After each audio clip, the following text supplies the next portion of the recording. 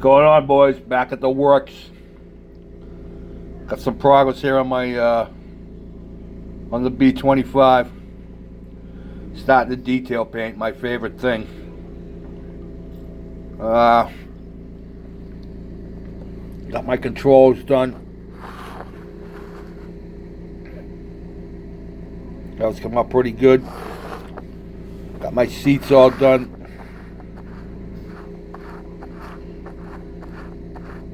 The aftermarket ones were way more detailed than the ones that came with it. I can use the seats.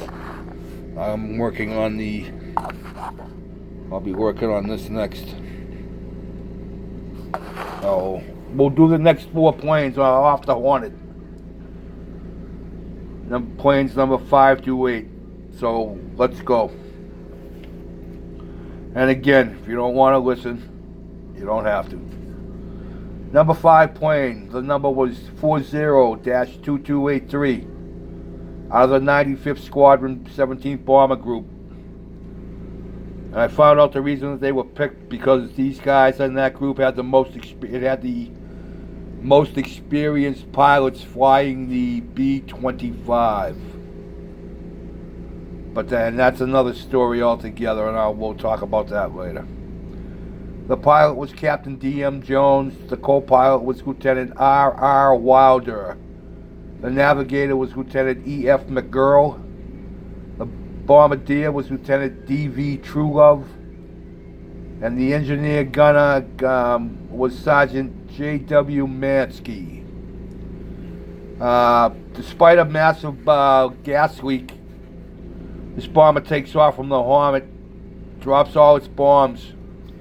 And all their bombs find their targets: power stations, oil tanks, and a large manufacturing plant. They fly to China on instruments because it's now dark. The entire crew safely bails out, and they all make it back. Plane number 6. This is where we start losing guys. Number 40-2298, the Green Hornet, 95th Squadron, 17th Bomber Group. The pilot was Lieutenant D.E. Hallmark. The co-pilot was Lieutenant R.J. Meter. Navigator, Lieutenant C.J. Nelson. Bombardier, Sergeant W.J. Dieter. And the engineer gunner was Corporal D.E. Fitzmaurice. They take off without incident. They bomb a steel mill, and when they head to China, they ditch in the ocean, and 2 men drowned.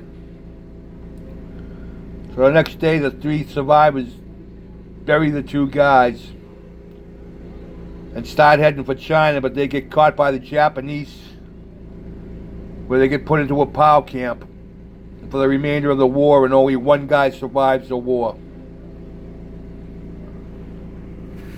Plane number 7,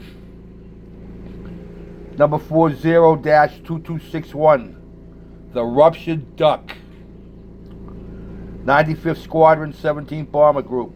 A pilot, Lieutenant T.W. Lawson. Co-pilot, Lieutenant D. Davenport.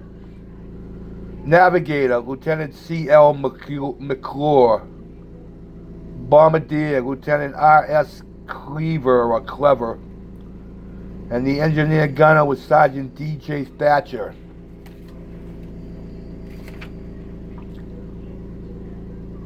Bomb number 7 bombs factories in downtown Tokyo. When they fly to the coast off China and ditch in the ocean. When they ditch, 4 get hurt, and there's only 1 uninjured. Luckily, there was a doctor on the flight, and he has to amputate one of the guy's legs in the field. They get found by the Chinese. They get taken care of, and all of them get sent back to the States. Number 8.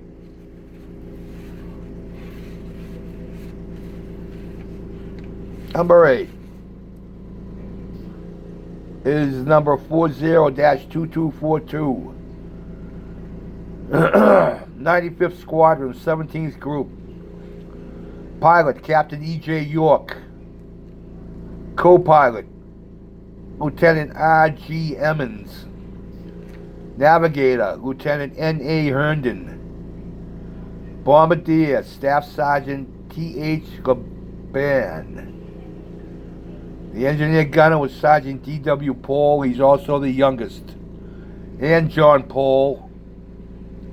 His last name is spelled the same as yours. Not that I'm saying anything, but... So, this plane. This train has trouble even before it gets to the loaded onto the Hornet. They have engine trouble. And all these planes were loaded in San Francisco. They were loaded onto the Hornet. They did not fly to the Hornet and land on it. They were loaded onto it in San Francisco, and then they shipped out. So this plane has engine trouble right off the get-go.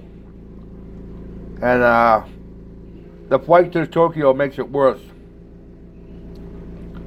And they still make their bombing runs. And I did not, there was no way of telling what they hit.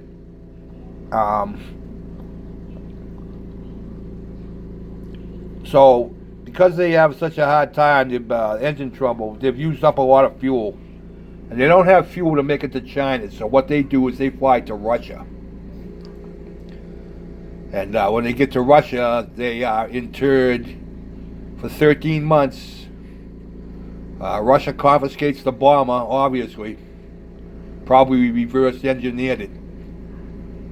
And what that means, they took it apart. For guys that don't know, that means they took it apart and see how it worked, and probably built one of their own. But anyway, that's probably another story.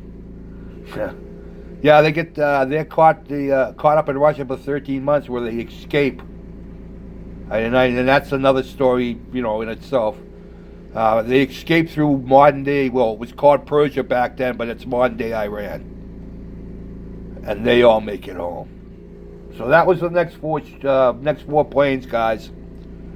I just found another website with a lot of prehistory on the raid, what they had to do to go through, and these bombers got extensive refitting in Minneapolis. Lieutenant Colonel Doolittle sent them there, and they stripped out everything that they could strip out of them to put in extra fuel tanks. They actually doubled the capacity of the fuel from like a little over 600 gallons to almost 1,200 gallons. So, and come to find out, the guns that were in the back, this had 250 cals in the back. Oh, that was weight, so they dumped them. And what they did was, to replace that, they put broomsticks, 2 broomsticks in the back to make them look like guns, to hopefully fool the Japanese to think that there were 250 cals still there. And not unlike in the Civil War, where they used to use logs and trees to fake out the enemy with cannons. So pretty much the same thing. It hasn't changed in thousands of years. The Trojan horse. But that's our history lesson for today, boys. If you're interested in any of this, there's a million sites out there to go read. But the one that I showed you the other day with the Doolittle raid that's probably the best one. So, but yeah, now I'll be back to detailing. So we got more to do. Oh yeah, there was a guy I wanted to mention. Oh God, hang on. Check this guy out. Chops Rat's Nest Customs. He builds rat rods, man. He does some nice work all by scratch. Go check him out. He's pretty new. He's only got like 13 subscribers. But if you're not subbed to him, go check him out. All right, boys. I'm running out of time. Peace out.